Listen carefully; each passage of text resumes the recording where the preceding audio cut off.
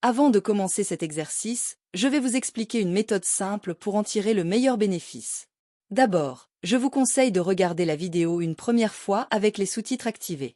Cela va vous aider à mieux comprendre le contenu, en faisant le lien entre ce que vous entendez et les mots écrits.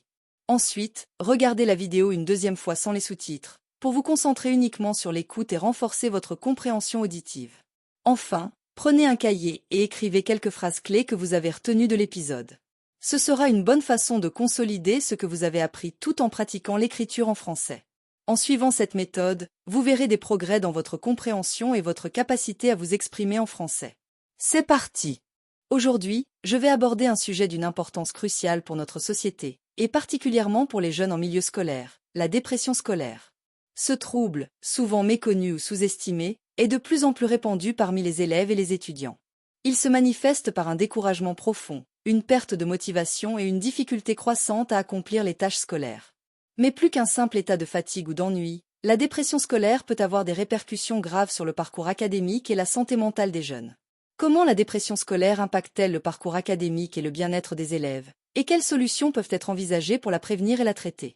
Pour répondre à cette question, je vais structurer mon propos en 3 grandes parties. Tout d'abord, nous analyserons les causes et manifestations de la dépression scolaire. Ensuite, nous discuterons des enjeux psychologiques et sociétaux que ce phénomène soulève. Enfin, nous réfléchirons aux solutions à mettre en place pour mieux prévenir et traiter la dépression scolaire.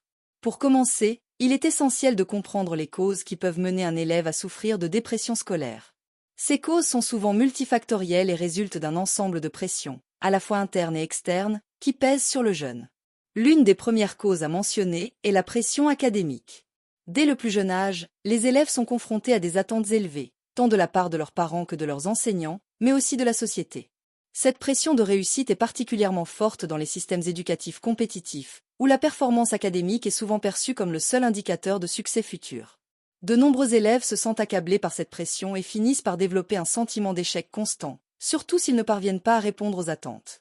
Cela crée un cercle vicieux. Plus l'élève se sent en échec, plus il se décourage, et plus ses performances scolaires en souffrent. Un autre facteur important est le contexte familial.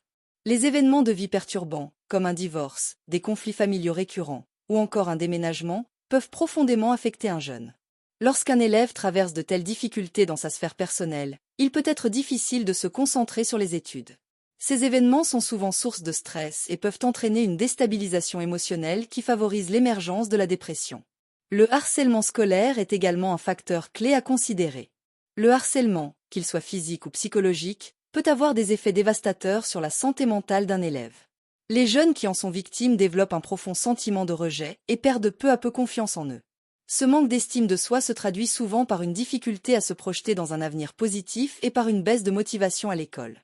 Il est difficile pour un élève harcelé de se concentrer sur ses études lorsqu'il se sent menacé ou humilié en permanence. Enfin, il est important de souligner les facteurs biologiques et génétiques. La dépression n'est pas uniquement le résultat de facteurs externes. Certaines études montrent que des prédispositions génétiques ou des déséquilibres biochimiques peuvent également contribuer au développement de la dépression chez certains individus.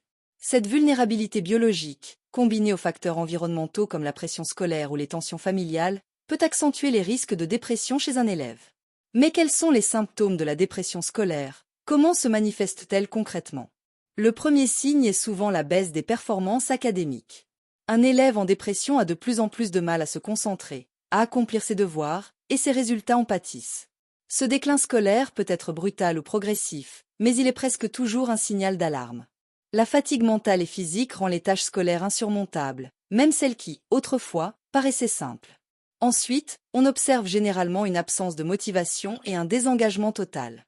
Les élèves dépressifs ne se contentent pas de baisser leurs performances, ils perdent aussi tout intérêt pour l'école, et plus largement pour les activités qui les passionnaient auparavant. Ce désengagement ne se limite pas au cadre scolaire, il touche aussi la vie sociale de l'élève, qui a tendance à s'isoler de ses camarades et à éviter les interactions sociales. Enfin, il faut prêter attention aux symptômes physiques et psychologiques associés à la dépression. La fatigue chronique, les troubles du sommeil, l'anxiété et l'irritabilité sont des symptômes fréquents. Beaucoup d'élèves en dépression souffrent également de maux de tête, de douleurs corporelles ou de troubles alimentaires. Ces symptômes physiques viennent souvent renforcer le sentiment de mal-être général, rendant le quotidien de l'élève encore plus difficile à vivre. Après avoir exploré les causes et les manifestations de la dépression scolaire, il est essentiel de comprendre les enjeux qu'elle soulève, tant sur le plan psychologique que sur le plan sociétal. Les conséquences psychologiques de la dépression scolaire sont nombreuses et particulièrement préoccupantes. L'impact sur la confiance en soi est sans doute l'un des aspects les plus dévastateurs. Un élève qui traverse une période de dépression finit par développer une image extrêmement négative de lui-même. Il se considère comme un raté, incapable de réussir, ce qui renforce le sentiment de découragement et d'impuissance. Cette faible estime de soi ne se limite pas à la sphère scolaire, mais peut déborder dans d'autres aspects de la vie personnelle et professionnelle de l'élève, bien après la fin de ses études. En outre, la dépression scolaire expose les élèves à des risques accrus de troubles mentaux plus graves, comme les troubles anxieux, les addictions, voire les tendances suicidaires. Il est essentiel de souligner que la dépression non traitée peut s'aggraver et mener à des comportements autodestructeurs. De nombreux élèves en souffrance se tournent vers des solutions temporaires pour échapper à leur mal-être, comme la consommation de substances illicites ou l'automutilation, qui ne font qu'aggraver leur état mental à long terme. Mais les conséquences de la dépression scolaire ne s'arrêtent pas aux individus, elles affectent également la société dans son ensemble. Le premier enjeu sociétal auquel nous devons nous intéresser est celui du décrochage scolaire. Un nombre croissant d'élèves en proie à la dépression finit par quitter le système éducatif sans diplôme. En France, par exemple, des milliers de jeunes décrochent chaque année, souvent parce qu'ils ne parviennent plus à gérer la pression ou leur mal-être. Ce phénomène a des répercussions directes sur l'avenir professionnel des jeunes concernés, qui se retrouvent marginalisés sur le marché du travail. Le décrochage scolaire peut aussi entraîner une exclusion sociale. Les jeunes qui quittent l'école sans diplôme sont souvent confrontés à une précarité économique plus grande et à un risque accru de marginalisation. Ils peinent à trouver un emploi stable et peuvent se retrouver piégés dans un cycle de chômage ou de petits boulots mal payés. Cela a des conséquences non seulement pour l'individu, mais aussi pour la société, qui voit se creuser les inégalités sociales. En parallèle, la dépression scolaire constitue également une charge importante pour les systèmes de santé et d'éducation. Les écoles et les institutions doivent investir des ressources dans la prise en charge des élèves souffrant de troubles mentaux, tandis que les services de santé publique doivent répondre à une demande croissante en soins psychologiques. Cela souligne la nécessité de renforcer les dispositifs de soutien, tant sur le plan éducatif que médical. Face à un tel constat, il est crucial d'envisager des solutions pour prévenir et traiter la dépression scolaire. La prévention en milieu scolaire est sans doute l'un des leviers les plus efficaces pour lutter contre ce phénomène. Premièrement, il est essentiel de créer un environnement scolaire bienveillant.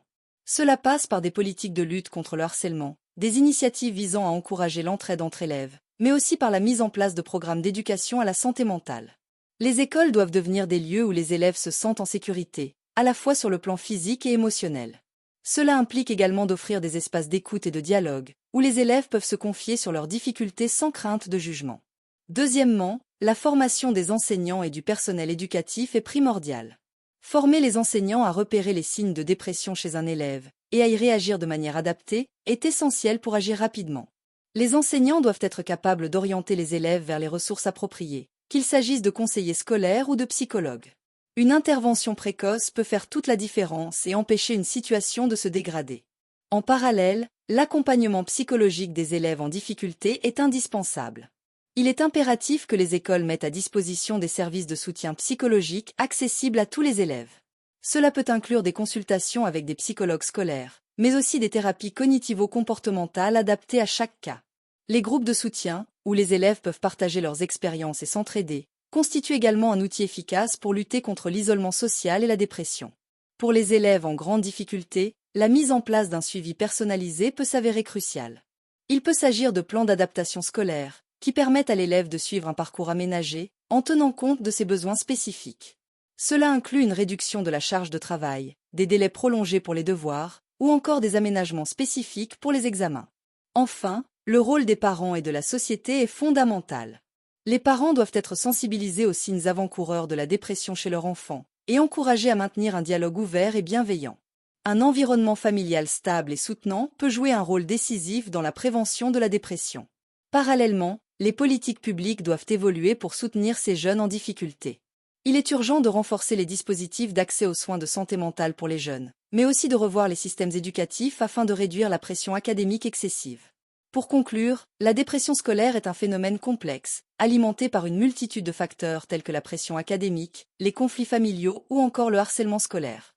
Elle a des conséquences graves, tant pour les élèves concernés que pour la société dans son ensemble, en entraînant notamment une augmentation du décrochage scolaire et une marginalisation accrue des jeunes.